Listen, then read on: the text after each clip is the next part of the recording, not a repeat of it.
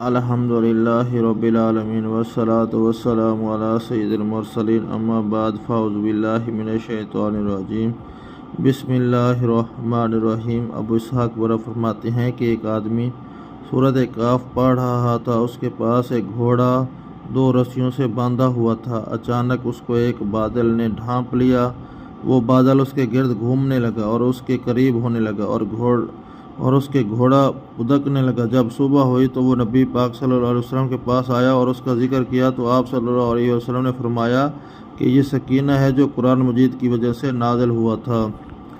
ایک اور روایت میں حضرت ابو اسحاق فرماتے ہیں کہ ایک آدمی سورۃ کہف پڑھ رہا تھا، اس کے گھر میں ایک جانور تھا۔ اچانک وہ جانور ادکنے لگا، اس نے دیکھا کہ ایک بادل نے اسے ڈھانپا ہوا ہے، تو اس آدمی نے نبی اکرم صلی اللہ علیہ وسلم سے اس کا ذکر کیا تو آپ صلی اللہ علیہ وسلم نے فرمایا قرآن مجید پڑھو، کیونکہ یہ سکینہ ہے جو قرآن مجید کی تلاوت کے وقت نازل ہوتا ہے۔